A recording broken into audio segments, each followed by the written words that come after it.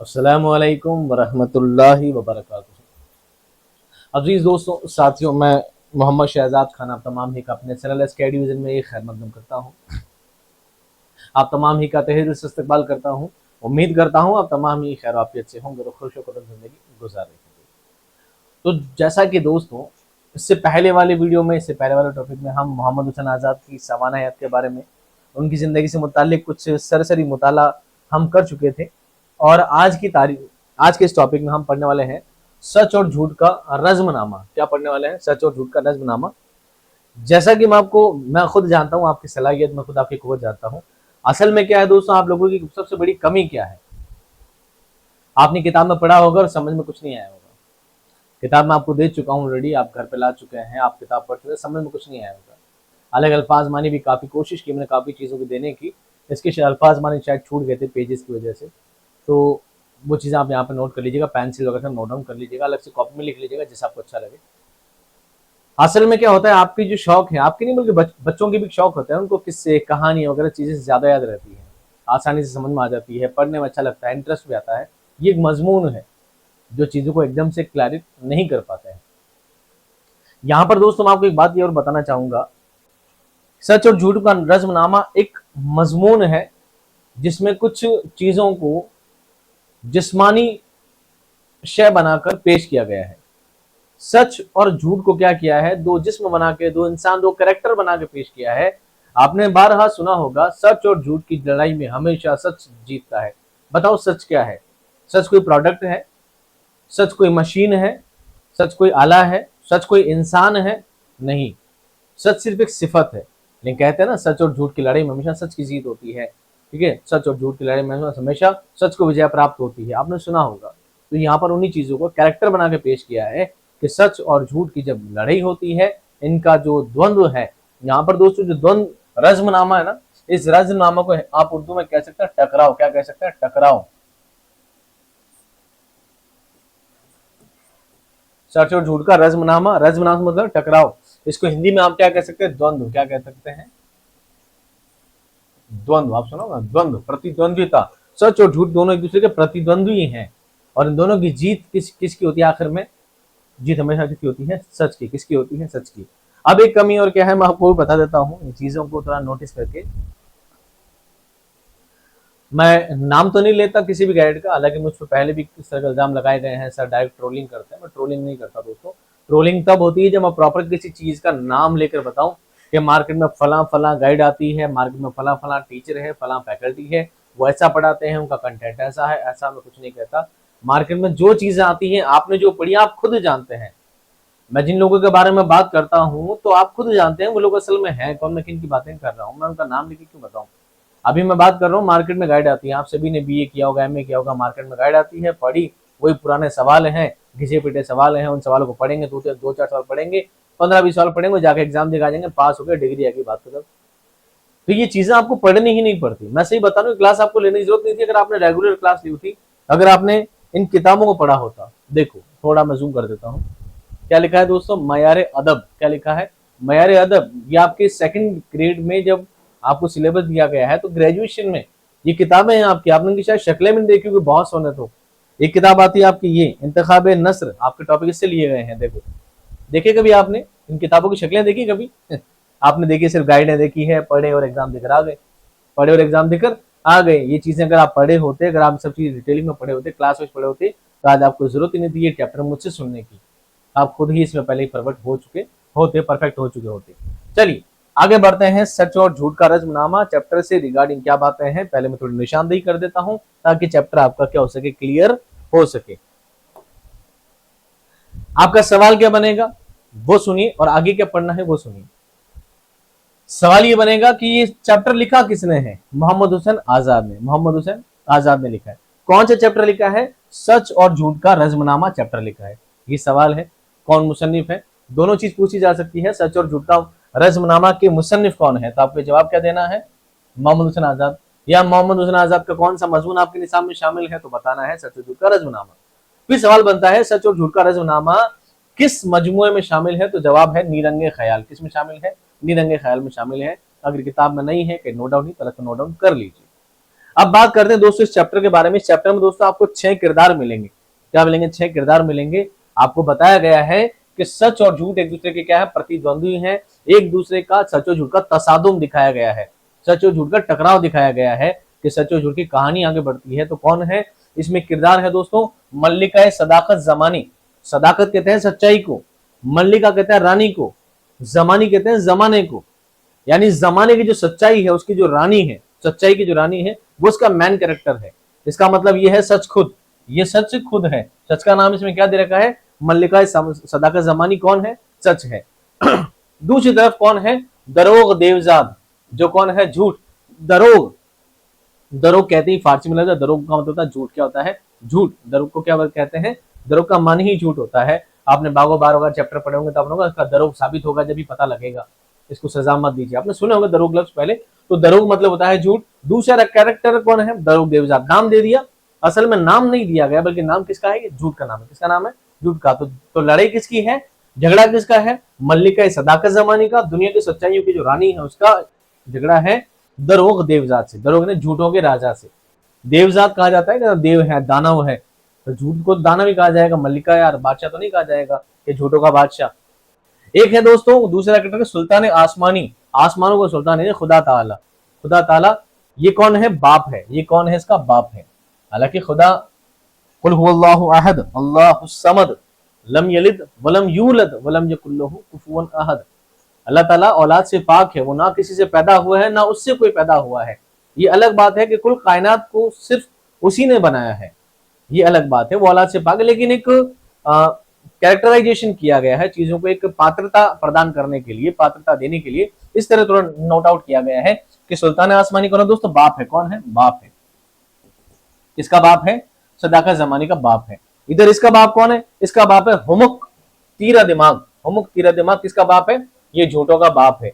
ये झूठ जो है दरोग देवजात, इसका कौन है? बाप है। हुमुक तीरा दिमाग। दिमाग आप समझते हैं? दिमाग ये जानते, दिमाग ही है। हुमुक बना है, लफ्ज होता है अहमक। क्या लफ्ज होता है दोस्तों? अहमक। क्या लिखूं साइड में? एक लफ्ज होता है उर्दू में अहमक। क्या होता है? अहमक मतलब होता है बेवकूफ। क्या होता है? बेवकूफ। बेवकूफों का जो बादशाह है वो इसका कौन है? बाप है। किसका? झूठों का। तीसरा कैरेक्टर्स में दिया गया है मल्लिका दानिश खातून। अभी बता रहा हूं ताकि आपकी कंटिन्यू चीजें हो जाएगी। बार बार नाम सुनोगे तो कंफ्यूज नहीं होंगे सर कौन जा रहा है, कहां जा रहा है, किधर जा रहा है, आपको पता ही चल रहा है कौन लोग क्या है। मैं वापस रिपीट कर दूंगा। तीसरी जो लेडी है, तीसरा जो कैरेक्टर है वो है मल्लिका दानिश खातून। दानिश कहते हैं समझदारी को, खातून आप समझते हैं औरत, मल्लिका नहीं रानी। दानिश की को कहते हैं समझदारी को, दानिश।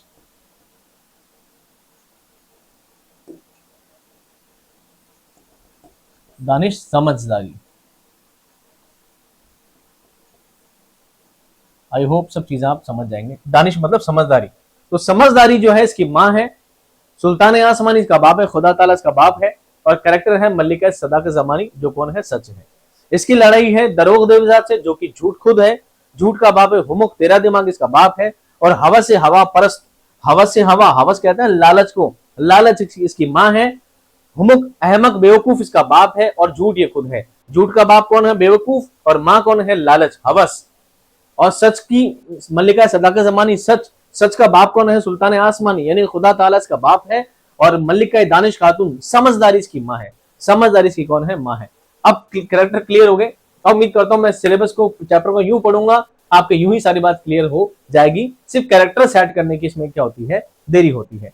चलिए अब मैं चैप्टर की तरफ बिना घुमाए फिराए लेके चलूंगा। आप मेरे पीछे मीनिंग देख सकते हैं, और बाकी मैं आपको थोड़ा स्पीड से चलूंगा क्योंकि आप ऑलरेडी ये चैप्टर पहले 2022 में सुन चुके हैं। नहीं सुना है, नहीं पढ़ा है तो आप प्लेलिस्ट में जाइएगा, यानी 2022 से फोन जाके इसको जाके सुन सकते हैं, यूट्यूब पे जाके देख लीजिएगा। चलिए सबक का नाम क्या है, मजमून क्या है? सच और झूठ का रज़्मनामा। शुरू करें।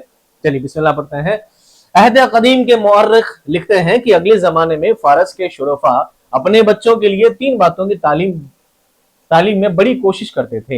एक एक वर्ड बताऊंगा हिंदी में, बिल्कुल टेंशन नहीं ले। मुझसे पढ़ रहे हैं तो बिल्कुल टेंशन नहीं ले, आराम से पढ़ें, चीजों को एक एक वर्ड समझे। एग्जाम में एक वर्ड का भी मीनिंग आ जाए तो हटके नहीं, सुने समझे, चाहे तो नोट डाउन करें। किताब में मैं आपको 80% से ज्यादा डाटा में कंटेंट दे चुका हूं। इक्की दुक्की चीजें रह जाती है तो नोट डाउन करें। पेंसिल लेकर बैठे, पेन लेकर बैठे, कॉपी किताब लेकर बैठे। अगर आपको सिलेक्शन चाहिए तो थोड़ी मेहनत आपको करनी पड़ेगी। 80% मैं कर रहा हूं तो 20% आप भी कर लीजिए। अहद कदीम के मुअर्रिख, अहद जमाना, कदीम दौर, पुराने जमाने के दौर में, कदीम यानी पुराना, पुराने जमाने के दौर में मौर्रिख, मौर्रिख कहते हैं इतिहासकार, मौर्रिख लिखने वाले, तारीख लिखने वाले मौर्रिख, पुराने जमाने के इतिहासकार लिखते हैं कि अगले जमाने में फारस की शुरफा, फारस एक देश है, फारस के लोग, शुरफा शरीफ लोग, फारस के लोग अपने बच्चों की तालीम में 3 बातों की बड़ी तालीम में क्या करते थे, कोशिश करते थे। वो 3 बातें कौन सी थी? शह सवारी, तीरंदाजी और रास्तबाजी। रास्तबाजी, रास्तबाजी, 3 बातें कौन सी थी? सवाल बनेगा दोस्तों, याद रखिएगा कि फारस के लोग अपने बच्चों में कौन सी 3 बातें सिखाते थे, कौन सी 3 बातों पर जोर देते थे? कोई भी नाम आ सकता है, घुमा फिरा के सवाल आपसे पूछा जा सकता है, 3 का नाम देके चौथा नाम दे दिया जाए कि कौन सी चीज इसमें शामिल नहीं थी, है ना, 3 चीज शामिल कर ले, चौथा नाम दे दे, सच्चाई, ईमानदारी, कुछ भी दे दे। तो यहाँ पर लफ्ज है 3, शह सवारी, तीरंदाजी और रास्तबाजी। फारस के लोग, शरीफ लोग अपने बच्चों को 3 बातें सिखाते थे। शह सवारी यानी घोड़सवारी सिखाते थे, तीरंदाजी आप जानते ही हैं, रास्तबाजी कहते हैं ईमानदारी को, रास्तबाजी कहते हैं ईमानदारी को, सच्चाई को क्या सिखाते थे? ईमानदारी सिखाते थे अपने बच्चों को। 3 बातों में बड़ी जोर देते थे। शह सवारी और तीरंदाजी तो बेशक सहल आ जाती होगी, सहल मतलब आसानी से, शह सवारी आदमी सीख जाता है आसानी से, घुड़सवारी सीख जाता है, तीरंदाजी भी आसानी से सीख जाता है। लेकिन मगर क्या अच्छी बात होती कि अगर हमें मालूम हो जाता कि रास्तबाजी किन किन तरीकों से सिखाते थे, और वो कौन सी सिपर थी कि जब दरोग देवजाद आकर उनके दिलों पर शीशा जादू मारता था, तो ये इस चोट से उसकी ओट में बच जाते थे। कितनी प्यारी बात लिखी दोस्तों, वापस सुने। तो आजाद कह रहे हैं कि शह सवारी तीरंदाजी तो आसानी से आ जाती होगी, सरल से आ जाती होगी, तीरंदाजी को चलाना बच्चे सीख जाते होंगे, घुड़सवारी चलाना बच्चे सीख जाते होंगे।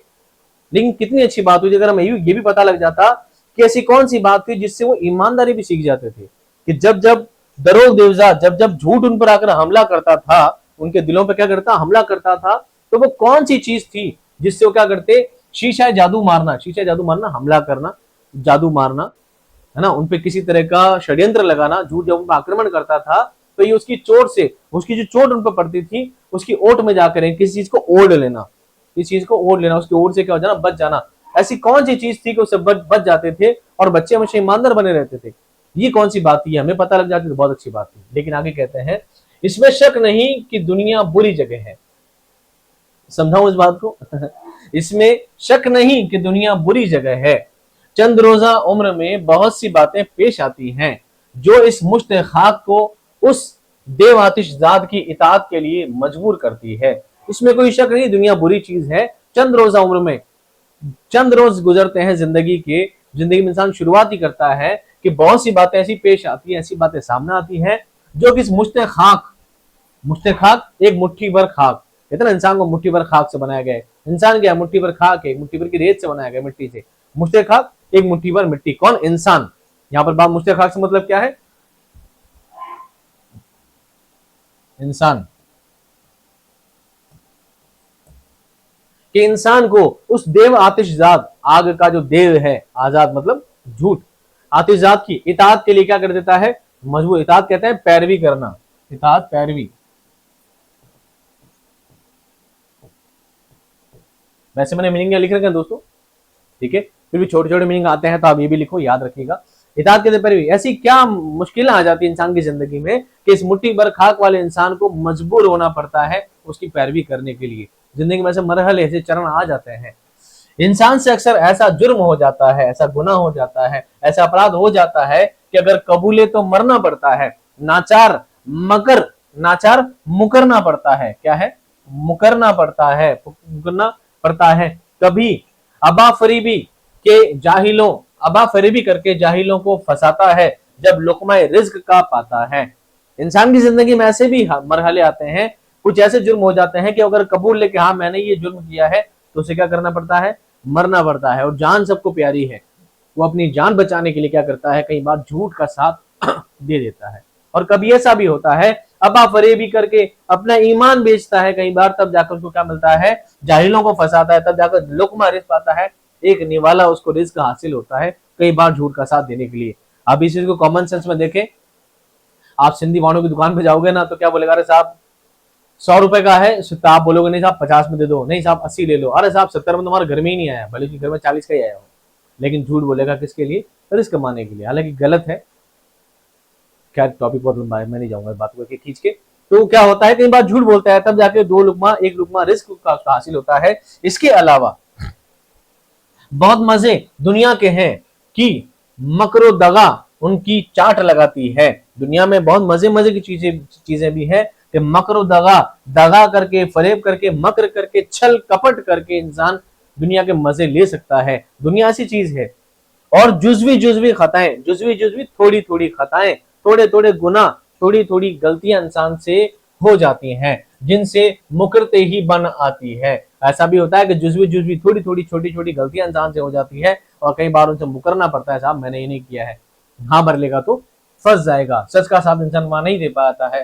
गरज बहुत कम इंसान होंगे जिनमें ये हौसला और इस्तकलाल हो कि रास्ते के रास्ते में हरदम साबित कदम कदम ही रहे।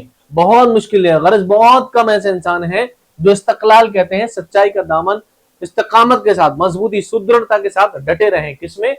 रास्ते के रास्ते में, रास्ते ईमानदारी के रास्ते में हमेशा साबित कदम रहे। हमेशा साबित कदम रहना, एक चीज पर इस्तकामत के साथ यानी सुदृढ़ता के साथ डटे रहना। ऐसे बहुत कम लोग होंगे जो ईमानदारी के रास्ते में हमेशा डटे रहे, हमेशा सच्चाई का साथ देते हैं। ऐसे बहुत कम लोग मिलते हैं। हकीकत में इस दौर में तो खत्म हो चुके लोग इस तरह के। तो यह भी याद रहे कि इंसान के सच बोलने के लिए सुनने वाले भी जरूर हैं, क्योंकि खुशामद जिसकी दुकान में आज मोती बरस रहे हैं, उससे ज्यादा झूठ क्या होगा। और कौन ऐसा है जो इस कैद का जंजीर नहीं। असल में ऐसा भी है कि सच बोलने वाले लोग भी बहुत हैं, लेकिन जहां पर खुशामद आ जाती है, खुशामद कहते हैं किसी की झूठी तारीफ करना। अरे सर सर सर, आप जैसा तो कोई नहीं। आते हैं मेरे पास महान, क्या तारीफ करूं उनकी। अरे सर आप जैसा तो कोई पढ़ाता ही नहीं, सर आप जैसा कंटेंट तो कोई नहीं, सर आप तो बस यूं, सर आप जैसा महान हस्ती, आप तो ये, आप तो वो, आप तो बस चढ़ा चढ़ा के। अरे सर एक बस टेस्ट दे दो सर एक किताब तो फ्री दे दो सर, एक कोर्स तो फ्री दे दो सर, बस अपने मतलब के लिए खुशामद। इतनी ज्यादा खुशामद के सर तो जैसे चने की झाड़ पे नहीं, सर तो नारियल के पेड़ पे चढ़ जाएंगे। उनको पता नहीं सर भी वहीं से आए हैं जहां से आप पढ़ रहे हो। आप में मेरे में थोड़ा सा डिफरेंस है, आप पढ़ रहे हो, मैं पढ़ा रहा हूँ। फर्क यह है कि आप अभी से पढ़ रहे हो, आपको 2 साल, 4 साल, 5 साल, 6 साल, 10 साल हुए पढ़ते पढ़ते। मैं 2007 से पढ़ा रहा हूँ, लगभग 18-19 साल हो गए लाइन में पढ़ाते। तो इतना दिमाग मुझ में भी है कि खुशामद क्या चीज है, चाट लगाना क्या चीज है और किसी को चढ़ाना क्या चीज है। इतना जहन में भी रखता हूँ। तो बहरहाल वो जो पढ़ रहे हैं इस वक्त, उनको भी याद रखें, इतना चने की झाड़ पर ना चढ़े, इतना समझदार मैं भी हूँ। तो कहते हैं खुशामद जिसकी दुकान में आ जाती है और जो आज मोती बरस रहे हैं, उससे ज्यादा झूठ क्या होगा कि कौन ऐसा है जो इस कैद का जंजीर नहीं है। हर आदमी क्या है, खुशामद से खुश हो जाता है। हकीकत की बात है। सच तो यह है कि खुशामद से खुदा राजी है। एक लाइन सुनिए ना किसी कविता में, किसी नज्म आपने, खुशामद ऐसी चीज का इंसान राजी हो जाता है, अगले काम फट से हो जाता है। माना कि 100 में से 80 बच्चों को मैं जानता हूं, लेकिन 20 बच्चे ऐसे भी हैं जिनकी तारीफों के चंगुल में फिर आना ही पड़ता है। कुछ मेरे अजीज भी हैं, कुछ खास भी हैं, तो उनकी बातों में आना भी पड़ता है। डरपोक बेचारा डर का मारा खुशामद करता है, ताबेदार उम्मीद का भूखा आका को खुश करके पेट भरता है। डरपोक बेचारा डर का मारा खुशामद करता है, वो जिसमें कुछ कमियां हैं, जिसका काम आसान नहीं हो पाता, किसी खुशामद करता है, झूठी तारीफें करता है, चढ़ा के रखता है। ताबेदार उम्मीद का भूखा, जिसको उम्मीद होती है वो भूखा आका को खुश करके पेट भरता है। जो उसका आका है, जिससे उसको काम निकलवाना है, वो उसका आका है।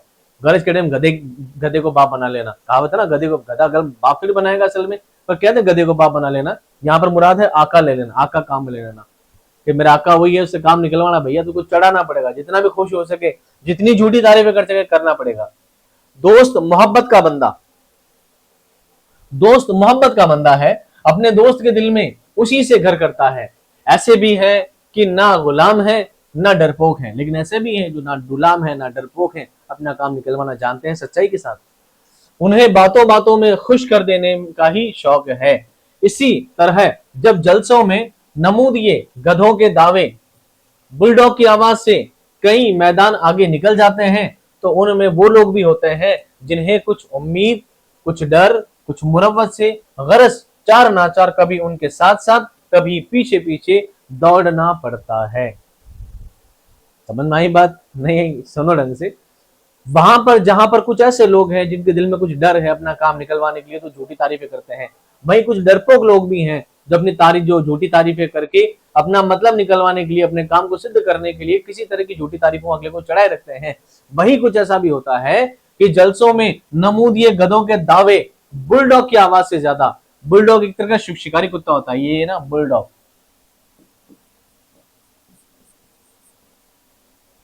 आप पता नहीं इसको क्या पढ़ते होंगे, मुझे पता नहीं, क्योंकि मेरे ऐसे भी स्टूडेंट हैं जो सिल्वर किंग को सलूर कंग पढ़ते थे। क्या पढ़ते थे? सिल्वर किंग को सलूर कंग पढ़ते थे, और आज एक अच्छी पोस्ट पर पूरे ऑल ओवर राजस्थान में उर्दू में थर्ड रैंक निकाल कर उन्होंने पोस्ट हासिल की। उर्दू के ऐसे ऐसे भी हैं जो सिल्वर किंग को सलूर कंग पढ़ते थे। आज हम तो पढ़ गए हैं तो आप सर को भूल गए हैं, वो अलग बात है। सभी ऐसे करते हैं, मतलब निकलने के बाद कोई किसी को याद नहीं रखता। बहरहाल, तो नमूद ये गधों के दावे बुलडॉग की आवाज से ज्यादा, उन गधों से मुराद है कि जलसों में गधों की आवाज, गधों से मुराद है फेंकू लोग, नेता लोग के बारे में बात चल रही है वैसे यहाँ पे। तो नेता लोग जो उनकी आवाज है बुलडॉग की तरह चिल्ला चिल्ला कर बोलते हैं, तो उनको लगता है कि उनके काम आराम से बन जाएंगे। और वहीं उनके जलसों में कुछ लोग हैं जो उम्मीद लगाए बैठे होते हैं, कुछ डर वाले, कुछ मुरब्बत वाले, मुरब्बत कहते हैं किसी की इज्जत रख लेना, मुरब्बत वाले गरज चार ना चार कभी उनके साथ साथ हो जाते हैं, कभी उनके पीछे पीछे हो जाता है। साहब नेताजी नहीं कीजिए, हमारा काम तो हो जाएगा, हमारा काम तो हो जाएगा, पर उनसे झूठे वादे किए जाते हैं। सच का अजब हाल है। अब बात करते हैं सच की। सच का क्या हाल है? सच का अजब हाल है कि इतना तो अच्छा है मगर फिर भी लोग उसे हर वक्त अच्छा नहीं समझते हैं। चुनाचे, चुनाचे को हिंदी में बोलते हैं दोस्तों यद्यपि। क्या बोलते हैं? यद्यपि। अब ना यद्यपि हिंदी वर्ड आता है चुनाचे, लेकिन अगरचे। चुनाचे जब किसी शय पर दिल आता है और सच उसके बरखिलाफ होता है तो उस वक्त सच से ज्यादा कोई बुरा नहीं मालूम होता है। कितनी गजब की बात है, सुनो आप। सच का जब हाल है, सच बहुत अच्छा है, सब जानते हैं सच बहुत अच्छा है, लेकिन पता नहीं क्यों लोगों को पसंद नहीं आता है, क्यों सच बड़ा कड़वा होता है। सुना, सच बड़ा कड़वा होता है। और खास तौर पर जब हमें कोई चीज पसंद आ जाए, पसंद क्या आता है? गुना। पसंद क्या आता है? गुना। और सच कहता है कि गुना नहीं करना है, तो कहते हैं तू खराब है साले, मैं तो गुना करूंगा, तू दूर हट मेरे यहाँ से, तू मेरे पास मत आ। उस वक्त लगता है सच सबसे बुरी चीज है। सच सबसे बुरी चीज है। जब हमें कोई चीज पसंद आ जाए, जब हमें किसी गुनाह की तरफ माइल होना हो, तो उस वक्त हमें सच सबसे बुरा लगता है कि नहीं नहीं तू अच्छा नहीं है, मेरे को गुनाह, मेरे को मजे लेने से रोक रहा है तू। असल ये है कि हजरत इंसान, यहाँ पे इंसान नहीं कहा दोस्तों, हजरत जनाब जनाब आप तो साहब, इंसान प्रकृति ऐसी, मनुष्य प्राणी ही ऐसा है। असल तो ये है कि हजरत इंसान को हकीकत और वाकियत से कुछ गरज नहीं है। उसको हकीकत से, वाकियत कहते हैं वास्तविकता से, सच्चाई से कोई सरोकार नहीं, कोई लेना देना नहीं, उसको सिर्फ अपना मतलब याद रहता है।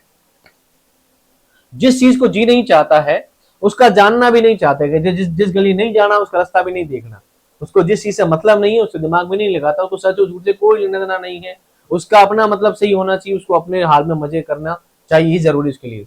जो बात पसंद नहीं आती है उसका जिक्र भी नहीं सुनते, इस कान सुनते हैं, उस कान निकाल देते हैं। हकीमों ने झूठ से मुतनफिर होने की बहुत, मुतनफिर कहते हैं दोस्तों इनकार करना, नफरत करना। हकीमों ने झूठ से मुतनफिर होने की तदबीर निकाली है कि जिस तरह बच्चों को कड़वी दवा मिठास में मिलाकर खिलाते हैं, उसी तरह अनवा अकसाम, अनवा अकसाम दोनों नौ की जमा है, अनवा नौयत कहते हैं सुबह, नौ यानी किस्म, प्रकार। अनवा अकसाम के रंगों में उसकी नसीहतें की हैं ताकि लोग उसे हंसते खेलते छोड़ दें। हकीम लोग कहते हैं कि जिस तरह कड़वी दवा बच्चे को दी जाती है, तो कड़वी दवा में कुछ मिठाई, कुछ गुड़, कुछ मिलाकर, कुछ मीठापन मिलाकर उसको कड़वी दवा दे दी जाती है ताकि आसानी से निकल ले। तो सच का भी हाल यही है कि अगर हमें बच्चों को सच्चाई पे रखना है, ईमानदार रखना है, तो कुछ उस सच्चाई में, उस कड़वेपन में थोड़ा झूठ मिलाकर थोड़ा उनको पैवस किया जा सके ताकि उनमें सच की आदत पड़े, ताकि उनमें सच की आदत पड़े। लेकिन हमारा खुद का हाल खराब है तो बच्चों को हम क्या ही सिखाएंगे। वाजे हो कि मल्लिका सदाकत जमानी, यहां से मैंने शुरुआत की थी बात की, चैप्टर में स्टार्ट में जाता हूं वापस। वाजे हो कि मल्लिका सदाकत जमानी, जिसको हमने क्या नाम दिया है? सच। सदाकत जमानी दुनिया के जो सच की जो रानी है, ये कैरेक्टर है पहला, सच। कौन है? सुल्तान आसमानी की बेटी है। सुल्तान आसमानी खुदा की, लिख लीजिए, खुदा की बेटी है, हालांकि खुदा औलाद से पाक है, मैं समझा चुका हूं। जो कि मल्लिका दानिश खातून के पेट से पैदा हुई है। मल्लिका दानिश खातून समझदारी इसकी माँ है, समझदारी इसकी क्या है? ये इसकी माँ है,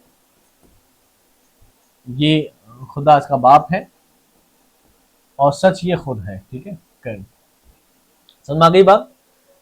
तो वाज़ेह हो, आपको ये बात ध्यान रहे कि मल्लिका सदाकत ज़मानी जो है सुल्तान आसमानी की बेटी है, जो कि मल्लिका दानिश खातून के पेट से पैदा हुई है। जब मल्लिका मौसूफा ने होश संभाला तो अव्वल तालीम तरबियत के सुपुर्द हुई।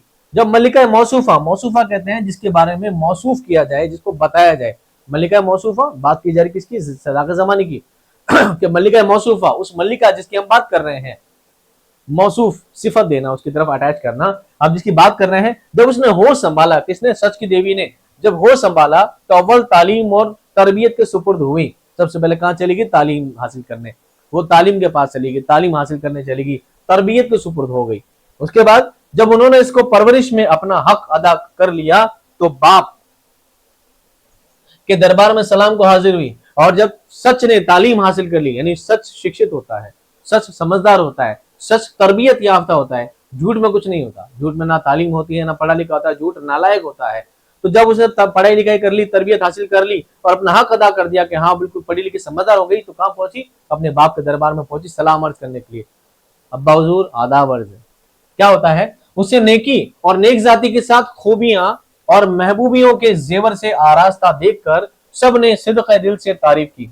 सिद्क़े दिल कहते हैं सच्चे दिल से उसकी तारीफ की। लोगों ने कहा वाह ये तो बड़ी नेक है, इसमें नेकियां हैं, नेक जाति है, महबूबियों के बहुत प्यारे प्यारे जेवर से आरास्ता है, इसमें हर तरह की अच्छाइयां इसमें शामिल है। तो इसलिए लोगों ने क्या कहा? लोगों ने सच्चे दिल से तारीफ की। वाह भाई, ये होती है चीज तो असल में इज्जत। इज्जत दवाम का ताज मुरस्सा सर पर रखा गया और हुक्म हुआ कि जाओ औलाद आदम में अपना नूर फैलाओ। और खुदा ने उसको हुक्म दिया, क्या किया? इज्जत दवाम का, दोनों जहान की इज्जतों का ताज मुरस्सा, मुरस्सा कहते हैं जड़ा हुआ, एक जड़ा हुआ ताज उसके सर पर रखा गया, किसका? इज्जत का। और हुक्म दिया कि जाओ और औलाद आदम में अपना नूर फैलाओ। औलाद आदम मुराद दुनिया में जाकर अपना नूर फैलाओ। ऐ सच जाओ दुनिया में अपना नूर फैलाओ, सच्चाई का नूर, सच्चाई की चमक पूरी दुनिया में जाकर फैला दो। उसको इज्जत का ताज पहनाया गया। मतलब सच्चाई के साथ कौन है? इज्जत। सच्चाई के हमेशा साथ है। जो इंसान सच है, सच्चा है, इज्जत हमेशा उसके साथ है। आगे क्या कहते हैं? आलम सिफला में दरोग देवजाद एक सिफला नाबकार था कि हुमक तेरे दिमाग उसका बाग था और हवा से हवा परस्त उसकी मां थी। एक कैरेक्टर, यानी आप समझ लीजिए हीरो हीरोइन की बात चल रही है।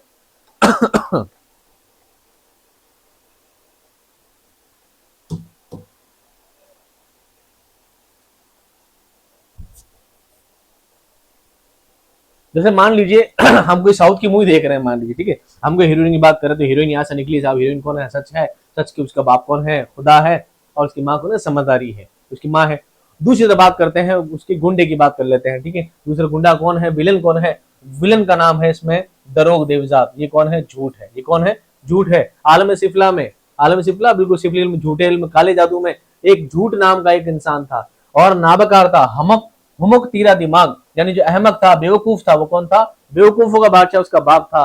और हवा से हवा परस्त, लालच उसकी माँ थी, लालच उसकी माँ थी। एक कैरेक्टर हवा हो, एक कैरेक्टर दरोग हो गया, दूसरी कैरेक्टर कौन? सदाकत ज़मानी हो गई। इन दोनों की लड़ाई चल रही आपस में। अगरचे उसे दरबार में आने की इजाजत ना थी। किसके दरबार में? सच्चाई के दरबार में आने की उसको इजाजत नहीं थी, मगर जब किसी तफरी की सोबत में तमस्खुर और जराफत के भांड आया करते थे तो उन की संगत में वो भी आ जाता था। लेकिन जब कभी क्या था? तफरी, कोई घूमने फिरने, सैर, तमस्खुर और जराफत।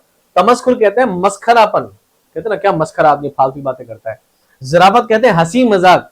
जब भी कभी हंसी मजाक की टोली आ जाती थी तो वो भांड आते थे तो उनके साथ आ जाया करता था। यानी हंसी मजाक के साथ क्या है? झूठ है। आपने देखा होगा जितने भी स्टैंड अप कॉमेडियंस वगैरह आपने देखे हैं, उनकी बातें जो होती है वो 95% उनकी बातें क्या होती है? बिल्कुल फेक होती है। लेकिन लोग सिर्फ एंजॉय करने के लिए जाते हैं। झूठ इसीलिए जाता है, झूठ इसी के लिए जाना जाता है।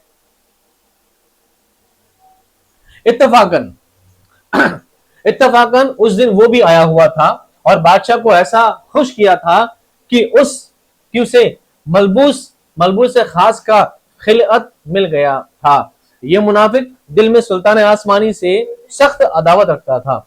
लेकिन ऐसा हुआ कि एक दिन क्या हुआ? भांड लोग, जो मस्खरे लोग हुए, जो हंसी मजाक करने वाले लोग हुए, वो दरबार में आए और बादशाह को खुशामद के ताज पहनाकर खुश करने लगे। तो उस दौरान क्या हुआ? इत्तेफाकन वो भी आया था साथ में। कौन? झूठ साथ आया था। तो बादशाह को ऐसा खुश कर दिया। झूठ से इंसान खुश हो जाता है साहब, हकीकत की बात है।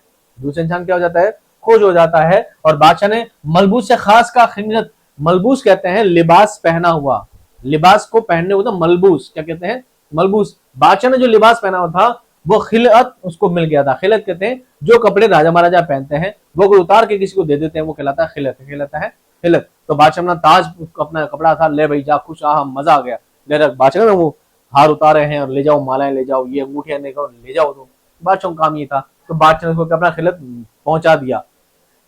ये मुनाफिक, मुनाफिक होता है ऊपर से अच्छा अंदर से बुरा, है ना। ऐसे लोग हमारे नबी के दौर में भी हुआ करते थे, जो बड़े मुनाफिक हुआ करते थे।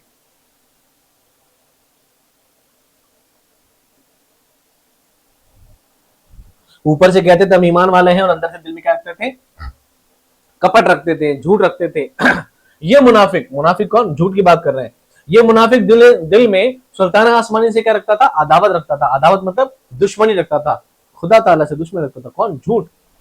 मल्लिका की कदर मंजिला देखकर उसे हसद की आग ने भड़ लिया, भड़काया, भड़काया सॉरी भड़काया था, भड़काया पूरा बड़ा भड़काया, ये फॉन्ट ऐसा है थोड़ा। मल्लिका की कदरों मंजिलत, कद कहते हैं किसी चीज की इज्जत होना। जब मल्लिका को इतनी इज्जत मिलने की दरबार में, हर किसी ने वाहवाही की, तो देखकर उसके दिल में क्या आ गया, हसद आ गई। हसद मतलब जलन, हसद जलन के साल इसकी तारीफें मेरी क्यों नहीं, मेरे को ये इज्जत क्यों नहीं मिल रही है, उसको भड़का दिया अंदर से। चुनाचे यद्यपि वहां से चुप चपाते निकला और मल्लिका के अमल में खलल डालने को साथ साथ रवाना हुआ। जब मल्लिका को हुक्म हुआ जाओ दुनिया में नूर फैलाओ, तो उसने चुप चुपा वहां से निकल गया दरबार से। और क्या तू कैसे नूर फैलाएगी, देख मैं तेरे को रोकता हूँ। उसके काम में खलल डालने लगा। खलल मतलब होता है बाधा डालना, बाधा। तो जहां जहां सच अपना नूर फैलाएगी मैं वहां बाधा डालूंगा, के साथ साथ रवाना हो गया। जब ये दो दावेदार नए मुल्क और नई रैयत, रैयत कहते हैं रियाया को, तस्खीर करने को उठे, तो चूंकि बुजुर्गान आसमानी को उनकी दुश्मनी की बुनियाद इब्तिदा से मालूम थी, सबकी आंखें इधर लग गई कि देखें उनके लड़े का क्या अंजाम क्या हुआ। अब दरबार लगा है, खुदा के दरबार में खुदा है और बहुत सारी उनकी अशिया, बहुत सारी उनकी खल्क है। और वहां पर सबको पता था कि खुदा को भी पता था कि ये झूठ जो है मेरा दुश्मन है और झूठ की सच के साथ क्या है, कभी बनेगी नहीं। तो सब लोगों ने निगाहें गड़ा ली और ऊपर से आसमान से देखने लगे, देखते हैं हम भी इन दोनों का आगे हाशिर क्या होता है। सबकी आंखें वहीं गड़ गई। अब सारा मंजर वहीं पर चला गया। आगे क्या होता है, सच के जोरे वक्त को कौन नहीं जानता था, सबको पता था कि सच की बहुत बड़ी अहमियत है, सच बड़ा ताकतवर है, सबको पता था। चुनाचे मल्लिका सदाकत को भी हकीकत के दावे थे, बिल्कुल सच्चाई जानते थे। उठी और अपने जोर में भरी हुई थी, उसी वास्ते बुलंद उठी। बुलंद उठना मतलब कहते हैं एकदम जोर के साथ उठना साहब। जो शहनशाह को उठते ना, बिल्कुल एक फटीचर आदमी उठे, एक शहनशाह उठे, तो उतना जोर के साथ उठना। उसको पता है मेरी अहमियत क्या है, मेरे वक्त क्या है, मेरा रुतबा क्या है, उस जोर के साथ उठी। अकेली आई और किसी की मदद साथ न लाई। हाँ, आगे आगे फतेह और इकबाल नूर का गुबार उड़ाते आते थे और पीछे पीछे इदराक परवाज था। क्या कहते हैं, यानी कहने की बात यहाँ पे जो कैरेक्टर दिया है, अकेली आई, सच हमेशा अकेला आता है। ये अलग बात है, किसी की मदद सच को नहीं होती है, सच को किसी की मदद की जरूरत नहीं है। सच खुद अपने आप में बहुत इस्तेकामत वाला और बड़ा मजबूत होता है। हाँ, ये बात अलग है। आगे आगे फतेह और इकबाल नूर का गुबार उड़ाते आते थे, यानी कहते हैं जब जब सच सामने आता है तो सच हमें, सच के आगे कौन चलता है, फतेह और इकबाल। इकबाल कहते हैं इज्जत को, मर्तबे को, फतेह कहते हैं जीत को। सच के आगे जीत हमेशा चलती है। जीत ने आगे गुबार उड़ाना शुरू कर दिया था। सच जब जब चलती थी तो जीत आगे धूल उड़ाती फिरती थी। ये अलग बात है। उसके पीछे पीछे इदराक परवाज था। इदराक कहते हैं समझदारी को, इदराक कहते हैं शिक्षा को, तालीम को, ज्ञान को। तो ये अलग बात है कि उसके पीछे पीछे ज्ञान उसके पीछे पीछे चलता था। सच के साथ ज्ञान, सच के पीछे ज्ञान चलता था और आगे आगे जीत उसका गुबार उड़ाते चलती थी। लेकिन वो खुद हमेशा अकेली चलती, उसको कोई डर नहीं था, किसी की मदद की जरूरत नहीं थी। मगर साफ मालूम होता था कि ताबे हैं, शरीक नहीं। लेकिन उनके चलने से बात साफ पता चलता था कि जीत और ज्ञान जो चीजें हैं ये इसके ताबे हैं, ये सच के पीछे पीछे हैं, सच के साथ नहीं है, सच के साथ मददगार नहीं है। जीत सच का मदद नहीं करती है, ज्ञान सच के लिए मदद नहीं करता है। सच अपना में सच है, उसको किसी की मदद की जरूरत नहीं है, बल्कि सभी चीजें उसके पीछे पीछे हैं। ताबे होना, किसी के पीछे होना, ताबे यानी पीछे। उसके पीछे पीछे है, शरीक नहीं, उसके साथ बराबर में नहीं है, ये सबको पता था। मल्लिका की शान शाहाना थी, शाहाना यानी बादशाह वाली की शान थी, इज्जतदार थी। और दबदबा खुसरवाना, आपने लफ्ज सुना दोस्तों, खुसरो। खुसरो का मतलब होता है बादशाह। क्या होता है? बादशाह। खुसरो मतलब क्या होता है?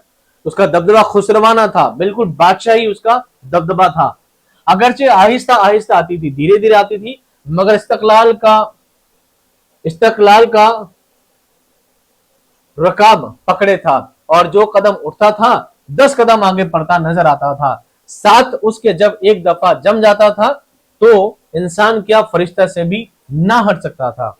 ये बात अलग थी कि इस्तकलाल के इस्तकामत को, सुदृढ़ता को, उसका पांव एक बार पड़ता तो 10 कदम आगे जाता था, और इतना मजबूत होता था कि इंसान नहीं, फरिश्ते भी उसका पांव हिला नहीं पाते थे। सच में वो ताकत थी।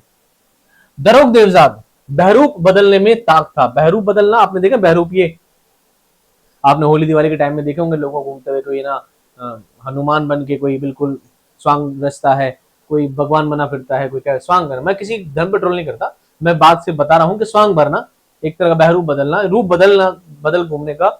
दरोग देवजात था, रूप बदलने बड़ा होशियार था, रूप बदलने ताक बता कि मैं कभी किसी का रूप ले सकता हूँ, इच्छाधारी नागिन लाइक टाइप है ना।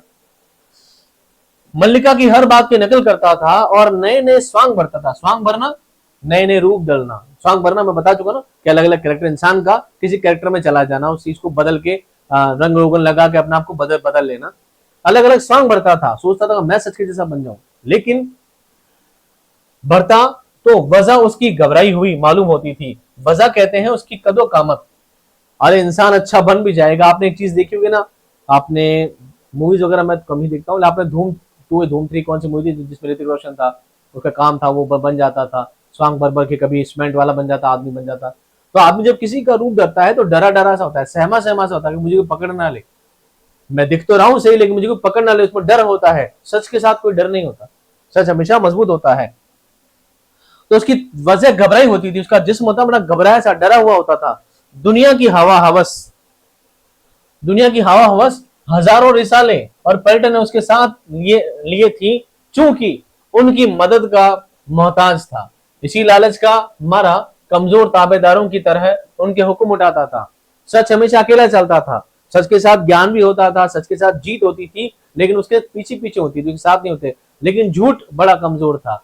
झूठ को जरूरत थी बहुत ज्यादा, किसकी? झूठ को जरूरत थी लालच की। लालच के हजारों रिसाले पलटने, लालच के, झूठ की, मक्कारी की, फरेब की बहुत सारी पलटनों का साथ चाहिए था, तब जाकर झूठ आगे बढ़ सकता था। झूठ अकेला नहीं चल सकता था। ये बात आप भी जानते हैं ना, कि आपने सुना होगा कि कई बार एक झूठ को बचाने के लिए हमें 10 झूठ बोलने पड़ते हैं। हकीकत की बात है, क्योंकि झूठ बड़ा कमजोर होता है। झूठ को बचाने के लिए झूठ पर झूठ बोलना पड़ता है, झूठ पे झूठ, झूठ पे झूठ, झूठ पे झूठ, आगे से आगे उसको बढ़ाता रहता है। लेकिन जरूरत कहां पड़ती है? जब झूठ अकेला होता है। जब झूठ अकेला कभी भी नहीं चल सकता, सच अकेला चल सकता है। सारी हरकतें उसकी बेमानी थी, बिना मतलब की थी, और काम भी उलट पलट थे और बेऔसान थे। बेऔसान बिना होश के, औसान खता हो जाना, होश उड़ जाना, ऐसे काम को बोलते हैं औसान खता हो जाना। तो बेऔसान थे, बिना मतलब के उसके काम थे, क्योंकि इस्तकलाल इधर न था, मजबूती, सच्चाई, इस्तकामत इसके पास नहीं थी। अपनी शौबदाबाजी में, शौबदाबाजी कहते हैं षड्यंत्र को, शौबदाबाजी षड्यंत्र और नीरंग साजी से फतेहयाब तो जल्द हो जाता था, मगर थम ना सकता था। हवा हवस उसके यार और वफादार थे, और अगर कुछ थे तो वही संभालते रहते थे। यानी अपनी शौबदाबाजी से, अपनी षड्यंत्रकारियों से, नीरंग साजी से, अपने जादू से फतेहयाब हो जाता था। उसको जीत तो हासिल हो जाती थी, मगर हमेशा के लिए नहीं टिक पाता था, उस जीत पर हमेशा के लिए नहीं टिक पाता था। और उसके उल्टे पुल्टे जो काम होता था, वो दुनिया की हवा हवस, लालच वगैरह उसको क्या करते थे? संभालते रहते थे। उसमें इतनी ताकत नहीं थी कि अकेला हमेशा हर चीज हैंडल कर सके। कभी कभी ऐसा भी हो जाता था कि दोनों का आमना सामना होकर सख्त लड़ाइयां पड़ती थी। कभी कभी ऐसा होता कि सच और झूठ आमने सामने हो जाते थे और बहुत जोर की लड़ाई होती थी। उस वक्त दरोग देवजात अपनी धूमधाम बढ़ाने के लिए सर पर बादल का धुआं धार पगड़ लपेट लेता था। जब उसको लगता कि मैं अब इसके सामने इतना बड़ा कैसे कहलाऊं, तो झूठ का बड़ा सा बादल अपने सर पर लपेट लेता था। लाफ और गजाफ को हुक्म देता कि शेखी और नमूद के साथ आगे जाकर गुल मचाना शुरू कर दो, क्योंकि उसमें वो शाहाना खुसरवी नहीं थी। तो क्या करता था, लाफो गजाफ, लाफो गजाफ कहते हैं शेखी को, बड़ाई को, लाफो गजाफ को कहता है शेखी बढ़ाओ, हुक्म देता शेखी और नमूद, दिखावे की चीजें दिखाओ कि झूठ बहुत बड़ा है, झूठ बहुत बड़ा दिखावा करो, शेखी करो, डींगे आंखों कि लगे मैं बहुत बड़ा हूं, लेकिन झूठ में इतनी ताकत नहीं होती है। साथ ही दगा को इशारा कर देता, दगा फरेब, झूठ, दगा कहते हैं फरेब को, इशारा कर देता कि जाओ घात लगा कर बैठ जाओ, कि किसी को धोखा दे दो, किसी को जुल्म डाल दो। दाएं हाथ में तरारी की तलवार, बाएं हाथ में बेहयाई की ढाल होती थी। तरारी की तलवार झूठ और बेहयाई की ढाल साथ लेकर चलता था। गलत गलत नुमा, गलत नुमा तीरों का तरकश आवेजा होता था, गलतियों का तीर साथ रखता था। हवा हवस दाएं बाएं दौड़ते फिरते थे, हवा हवस लालच उसका आसपास दाएं बाएं उड़ते फिरते थे। दिल की हठधर्मी बात की कुछ पीछे से जोर लगाते थे, दिल की हठधर्मी जिद, बात की हट कुछ, ये सब चीजें जोर लगाते थे झूठ को बढ़ावा देने के लिए। गरज कभी मुकाबला करता था तो उन जोरों के भरोसे पर करता था, और बावजूद उसके हमेशा यही चाहता था कि दूर दूर से लड़ाई हो। सच के पास जाने से क्या होता था, घबराता, दूर दूर से लड़ाई करने पे शौक रखता था। मैदान में आते ही तीरों की बौछार कर देता था, मगर वो भी बादे हवाई, बाद कहते हैं हवा को ही कहते हैं बाद, तो बादे हवाई मतलब कहते हैं झूठी हवा, झूठी बातें, बादे हवाई, अटकल वाले पिच्चू बेठिकाना होते थे, उसकी बातें बिल्कुल बेडोल सी बातें होती थी। खुद एक जगह पर ना ठहरता था, कौन, झूठ, दम बदम जगह जगह बदलता रहता था। हक की कमान से जब तीर नजर उसकी तरफ सर होता था तो झट ताड़ जाता था, झट से क्या होता था, उन तीरों से बच निकलता था।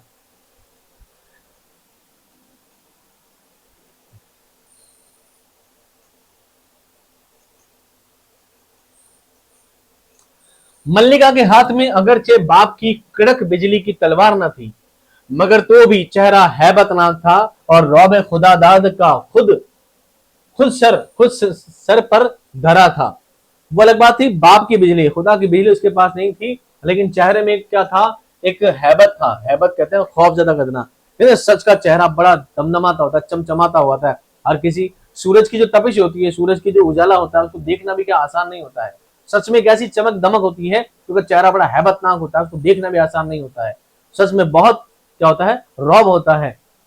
आगे कहते हैं, जब मार कर मल्लिका फतेह याब होती थी तो ये शिकस्त नसीब अपने तीरों का तरकश फेंक बेहयाई की ढाल मुंह पर लिए हवा हवस की भीड़ में जाकर छुप जाता था।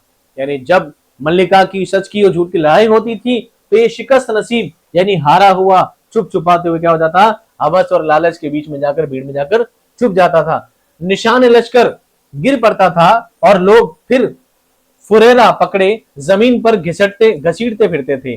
मल्लिका सदाकत जमानी कभी कभी जख्मी भी होती थी, सच को कभी कभी जख्म भी आते हैं, मगर सांच को आंच नहीं। ये क्या है दोस्तों, मुहावरा है, सॉरी दोस्तों, कहावत है। ये क्या है, कहावत। ये क्या है, कहावत है। सांच को आंच नहीं, क्या है, कहावत है, मुहावरा नहीं है। पूछा जा सकता आपसे, सांच को आंच नहीं क्या है, कहावत है, मुहावरा नहीं है। मुहावरे आखिर में क्या होना जरूरी है, मसदर का होना जरूरी है, यानी ना का होना क्या है, जरूरी है। आड़े हाथों आना, फला काम करना, है ना, डींगे हाँकना, ये सब क्या है, ना लासमाना जरूरी होता है। जख्म जल्द भर जाते थे और झूठ नाबकार जब जख्म खाता था तो ऐसे सड़ते थे कि औरों में भी वबा फैला देते थे। मगर जरा अंगूर बंधे और फिर मैदान में आन कूदा। अंगूर बंधे यानी वापस थोड़ी हिम्मत आई और वापस मैदान में आके कूद गया। वापस जख्म बंधे से ही हुए और वापस मैदान में आकर कूद गया। झूठ का काम यही था, हमेशा सच से लड़ाई करते रहना। सच को थोड़े जख्म आते थे लेकिन सच के जख्म बहुत जल्दी बढ़ जाते थे। सांच को आंच नहीं मतलब ये कि सांच को आंच नहीं, सच को कोई तकलीफ नहीं है। अगर आप सच्चे हो तो आप हमेशा सही रहोगे। झूठे इंसान के साथ हमेशा क्या है, तकलीफ रहेगी। झूठ हमेशा जख्म भी खाएगा तो उसके जख्म सड़ेंगे, यानी झूठ हमेशा तड़प तड़प के मरेगा। दरोग देवजाद ने थोड़े ही तजुर्बे में मालूम कर लिया था कि बड़ाई और दानाई का पर्दा उसी में है कि एक जगह ना ठहरो।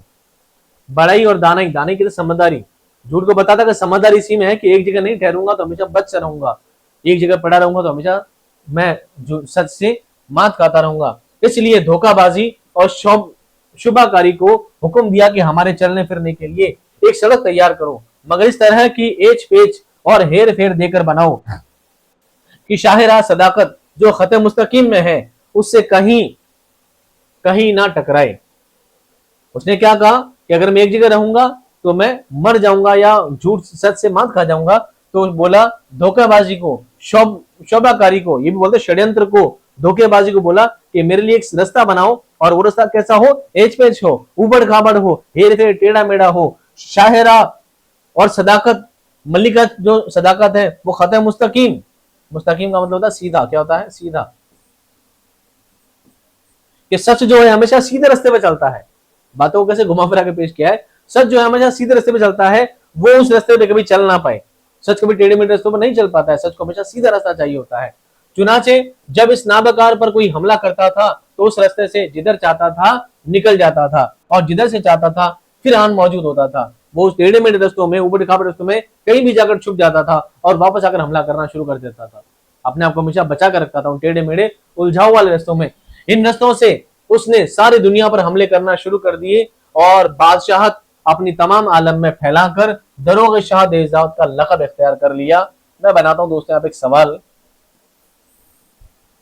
दरोग देवजात ने कौन सा लक़ब इख्तियार किया? उसने लिखा है फैलाकर शाह देवजात का लक़ब अपने क्या कर लिया? इख्तियार कर लिया कि शाह देवजात अब झूठ का बादशाह तो मैं ही हूं, झूठ का बादशाह मैं ही हूं, मुझे कोई हरा नहीं सकता क्योंकि मैं टेढ़े मेढ़े रास्तों में कहीं भी छुप जाता हूं, हमले करता हूं और वापस उन रास्तों पे चला जाता हूं।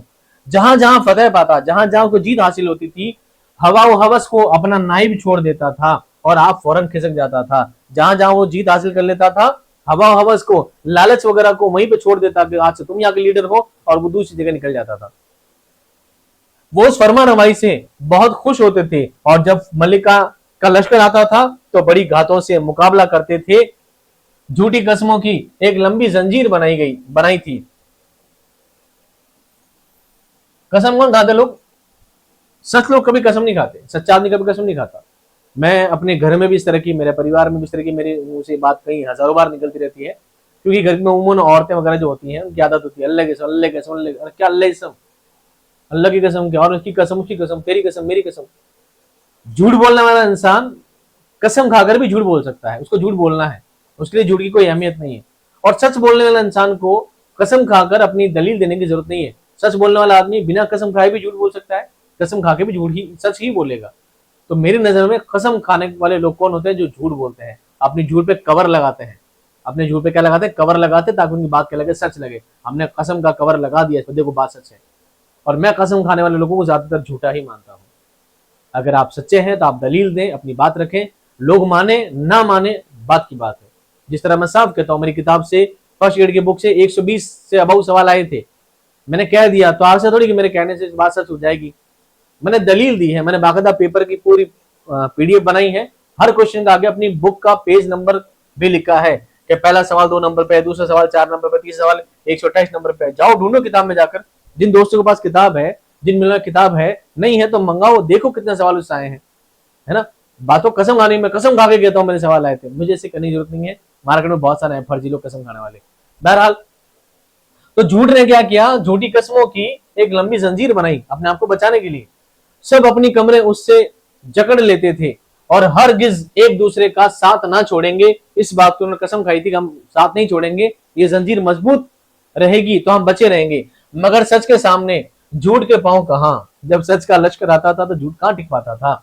लड़ते थे और मुताबत करके हटते थे। मुताबत करते पैरवी करते थे, लेकिन फिर भी क्या हो जाते थे? हट जाते थे, कमजोर हो जाते थे।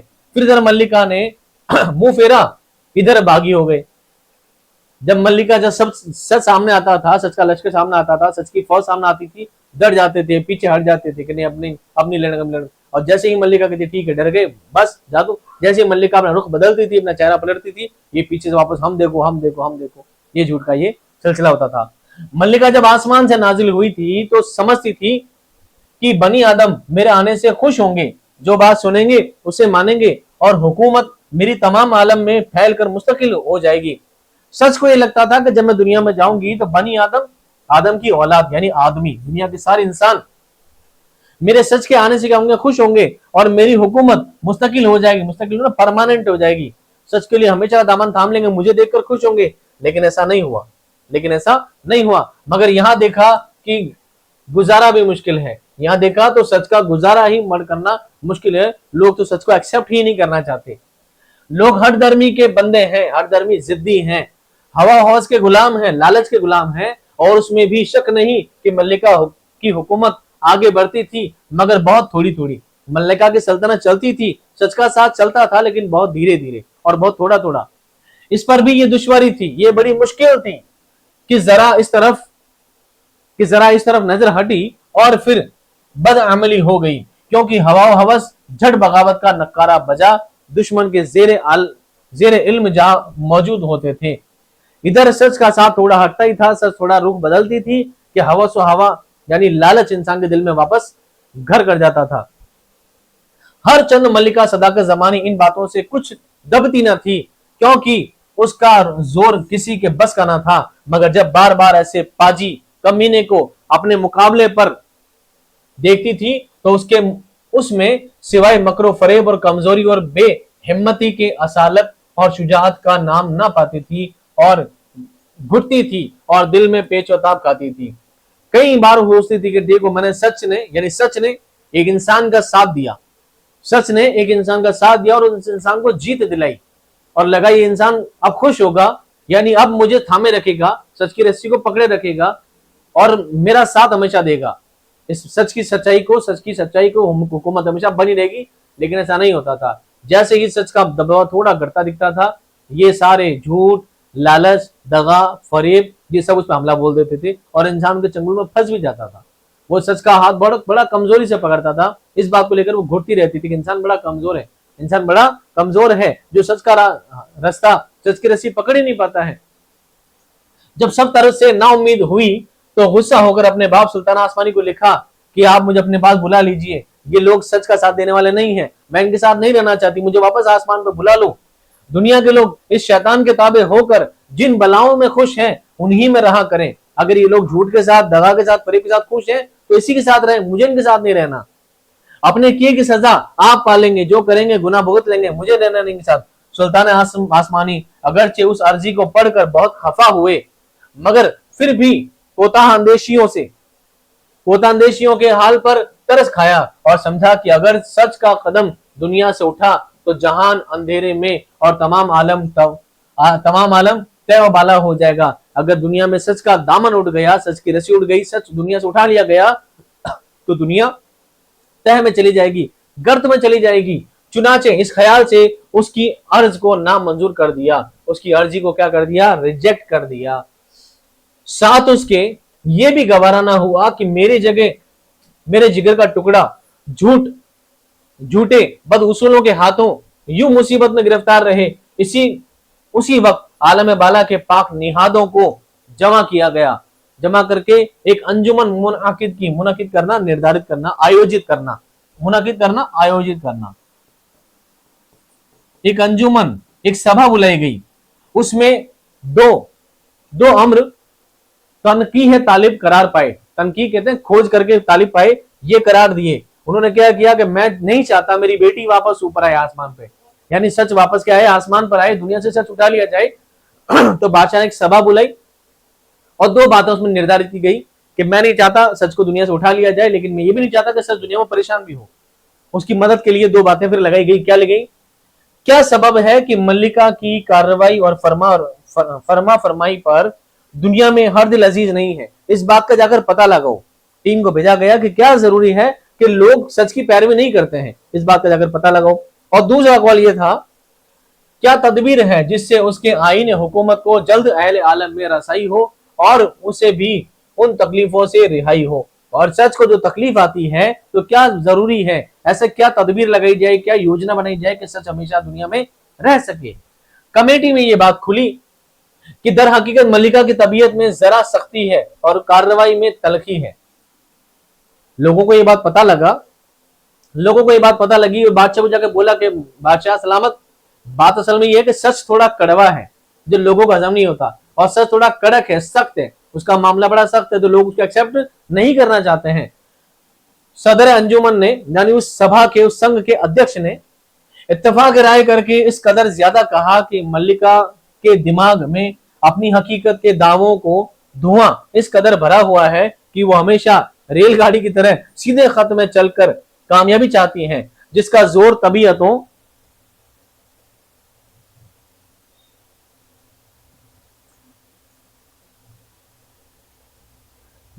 तबीयतों सख्त और धुआं आंखों को कड़वा मालूम होता है। सच को कोई एक्सेप्ट नहीं करना चाहता। सच को लगता है कि वो सीधी रेलगाड़ी चलेगी तो चल जाएगी। सच बहुत अपने आप को सीधा सीधा समझता है और उसको लगता है मैं बड़े रौबदार हूं, मैं तो चलूंगी, मैं तो जीऊंगी। लेकिन असल में ऐसा नहीं होता है। बाज औकात यानी कभी कभी लोगों को उसकी रास्ते से नुकसान भी उठाने पड़ते हैं। कभी कभी ऐसा भी होता है कि जब लोग सच्चाई का साथ देते हैं तो नुकसान में भी पड़ जाते हैं। कई बार कभी ऐसे फसाद उठ खड़े होते हैं कि जिनका संभालना मुश्किल हो जाता है। और ये जमाना ऐसा है कि दूर अंदेशी और सलाही वक्त के बगैर काम नहीं चलता है। दुनिया में हर चीज को इंसान को मुस्तकबिल के बारे में पता नहीं होता है। बस उसे चाहिए कि जिस तरह हो सके अपनी सख्ती और तलखी की इस्लाह करे।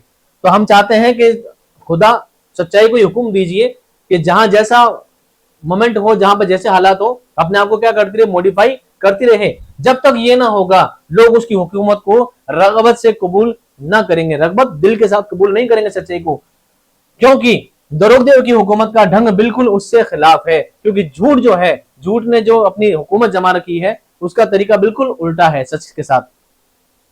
अव्वल तो यह कि उसमें फारिगुल बाली बहुत है और जो लोग उसके रियाया में दाखिल हो जाते हैं उन्हें सिवा ऐश और आराम के दुनिया में किसी बात से खैर खबर नहीं होती। दूसरे वो खुद बहरूपिया है, खूबसूरत, सबको भाई वही रूप भर लेता है, औरों की मर्जी का जामा पहने रहता है। यानी जैसे लोगों को पसंद आता है वो लोगों को उसी जुल्म में फंसा के रखता है, अपने आप को बहुत खूबसूरत बनाकर फिरता है। लोगों को लगता है ये चीज अच्छी है और सच बड़ा कड़वा होता है। गरज अहले अंजुमन ने सलाह करके मल्लिका के तर्ज लिबास बदलने की तजवीज की। गरज अहले गरज अंजुमन ने उस सभा में, उस मीटिंग ने यह फैसला किया, बाद में सलाह मशवरा करके यहाँ पहुंचे कि हमें क्या करना है, मल्लिका की तर्ज लिबास बदलने की कोशिश करनी है ताकि हर कोई इसको एक्सेप्ट कर सके, अपना सके। चुनाचे एक वैसा ही ढीला ढाला जामा तैयार किया जैसा कि झूठ पहनता था और वो पहनकर लोगों को जुल दिया करता था। ये जल नहीं है दोस्तों, क्या लफ्ज है जुल? क्या है जुल? जुल मतलब होता है धोखा देना। क्या होता है? धोखा देना। ये लफ्ज है जुल। क्या है जुल? यानी कि ऐसा लिबास तैयार किया जाए जो झूठ पहना करता था और वही लिबास सच को पहना दिया जाए जिससे वो पहनकर लोगों को धोखा देता था ताकि लोग उसको आसानी से अपना सकें। लेकिन होता क्या है, इस जामे का मसलहत जमाना नाम हुआ। इस जामे को क्या नाम दिया? मसलहत जमाना। मसलहत जमाना को नाम दिया गया। चुनाचे इस खिलाफत को जेब बदन करके मल्लिका फिर मुल्कगिरी को उठी, जिस मुल्क में पहुंची और आगे को रास्ता मांगती। हवा हवस हाकिम वहां के उसे दरोग देवजा समझ कर आते और शहर की कुंजियां नजर गुजरानते। इधर उसका दखल हुआ, उधर इदराक आया और झट वो जामा उतार लिया। जामे के उतरते ही उसकी असल रोशनी और जाती हुस्न जमाल फिर चमक निकल आया। चुनाचे अब यही वक्त आ गया, यानी झूठ अपनी सियाही को ऐसा रंग आमेजी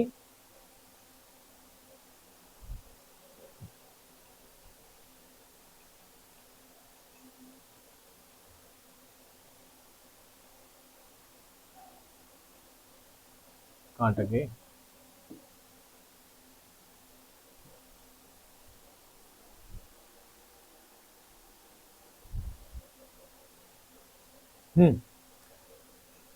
यानी झूठ अपनी सियाही और ऐसा रंग आमेजी करके फैलाता है कि सच की रोशनी को लोग अपनी आंखों के लिए मुजिर समझने लगे हैं।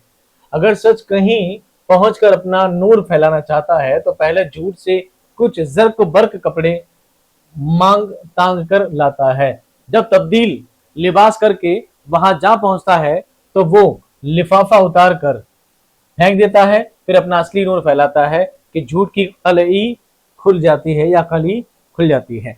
अब आते हैं थोड़ा सा बैक वापस और चीज को वापस क्या करते हैं, रिलेट करते हैं, समझते हैं।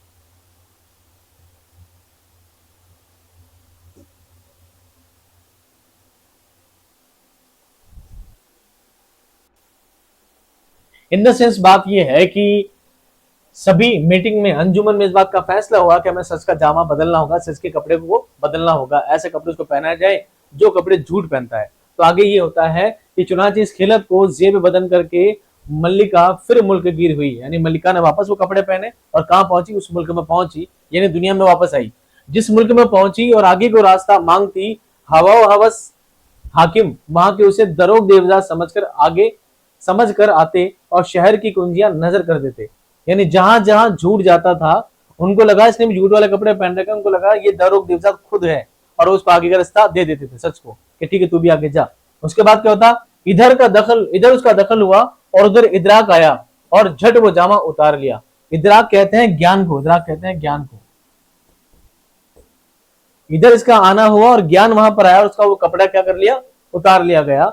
जामा को उतरते ही उसकी असल रोशनी और जाती उसने जमाल फिर चमक कर निकल आया, और जैसे ही उसने वो झूठ वाला कपड़ा उतारा तो जो सच की असली चमक है, उसकी जो रोशनी है, उसका जो नूर है, वो वहां पर फैल गया। और सब वक्त करेगा भाई साहब, ये तो हीरो खुद है, अब तो क्या होगा, हम तो विलन समझ रहे थे।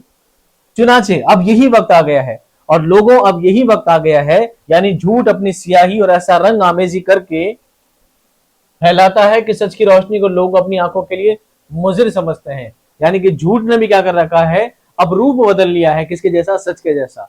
लोगों को लगता है यही सच है और लोग उसके बहकावे में आ जाते हैं। अगर सच कहीं पहुंचकर अपना नूर फैलाना चाहता है तो पहले झूठ से कुछ जर्क बर्क के कपड़े मांग तांग कर लाता है। यानी अब सच भी कहीं जाता है तो क्या करता है, झूठ जैसे कुछ चमक दमक के कपड़े लेकर आता है, आज उधार मांग के लाता है।